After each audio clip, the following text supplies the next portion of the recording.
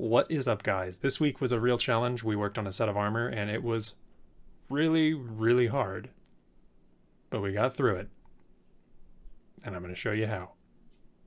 In this tutorial, I'm going to go over some of the advanced methods for creating armor in Zbrush. If this is your first time using Zbrush, or if you're a beginner, I recommend going back and watching some of the other tutorials on my channel in my beginner series playlist.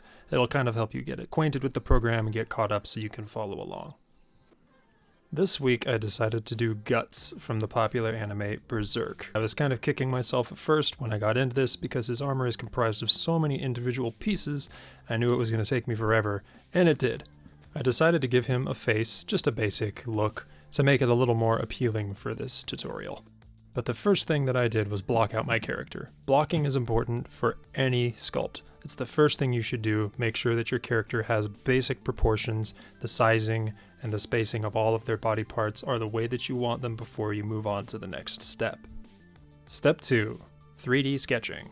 This is where you start to draw on your model and actually start creating a placeholder for each individual piece of armor. Before you start 3D sketching, make sure to duplicate your original base mesh and hide it so that you have a backup just in case. A thing to keep in mind when you're 3D sketching is to work really loose and really fast. Your character just has to have a placeholder for every piece. You don't have to go crazy, this isn't the detail phase. This should be fast and loose. Once you finish your 3D sketch and you have all your armor drawn on your character in the shape and the place that you want it, then we move on to step 3.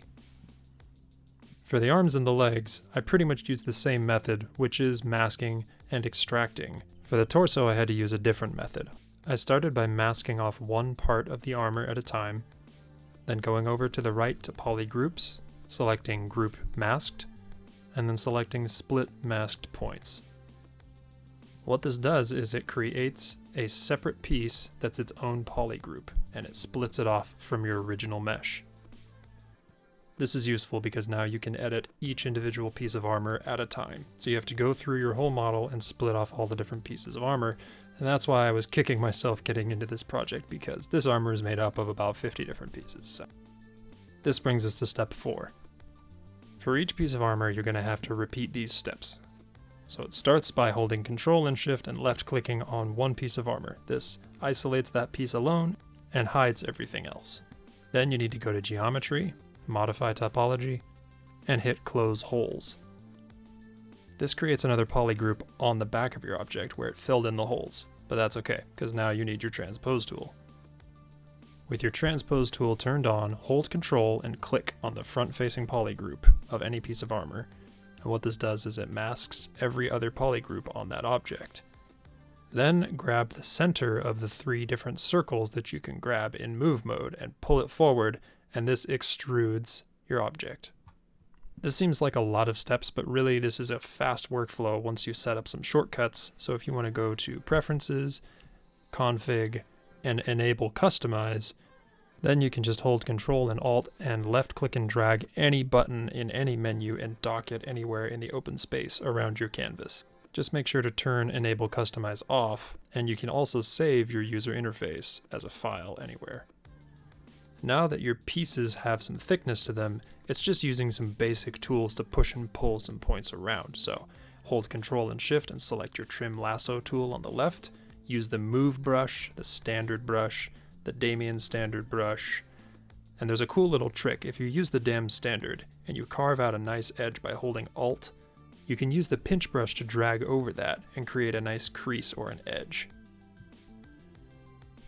If your pieces get too thin, you can also go to the right, go to Deformation, and drag the Inflate bar up a little bit. It doesn't work the same as extruding, but it will give your model some thickness if you accidentally thin it out too far. Once I've got the basic shape correct, I like to go back with the H polish or the Trim Dynamic brush because this creates a nice, flat, smooth polish on your mesh. Once you've finished creating your piece in the shape that you want it, take your Move brush and make sure you cover up any holes or any gaps in the armor. If there are any pieces that you need to combine together, like the breastplate, I combined several parts of that together into one piece. I would hold Alt and click on that piece to select it, go over to Subtool, hold Shift and click on the little up arrow, and it would send that subtool up to the top. Then I would hold Alt and click on a different subtool that I wanted to combine with that one, and do the same thing. Go to Subtool, hold Shift, click the up arrow, and it sends it also to the top of the list. Then you can select the top subtool and select Merge Down under Subtool, and it will combine them together very quickly. Then I just use Dynamesh to bring the pieces together, smooth and sculpt things out, polish it up, move points around until it looks the way that I want it. For the arms and the legs, I decided it would be easier to mask off a part, go to Subtool, and use Extract at 0.001. This just creates a nice piece that splits off automatically and is in the correct shape that I can go in with basic tools like I used before and just shape something out really quickly. The nice thing about the arms and the legs is that many of the pieces are actually the same, so you can create one base piece and then just duplicate it and move it down into place. The last and final step is going back and making sure you refine and polish all of your pieces, make sure there are no gaps showing, make sure that the silhouette of the character looks right, the proportions look right. If a particular piece is giving you trouble or if you get stuck, you can always go to geometry and run ZRemesher at a low number, and that will reduce the number of polygons that you have.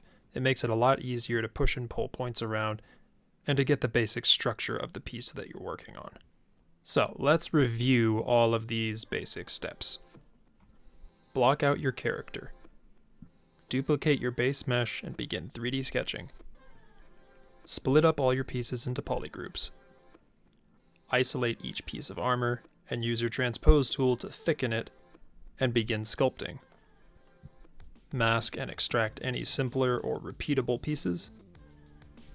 And finally, refine and polish your mesh. This is the way that I found to work on a complicated piece and keep a good workflow and not get stuck on any one thing or spend too much time and get caught up in the details. And if you have any other techniques or shortcuts that would improve this method of sculpting, let me know in the comments down below.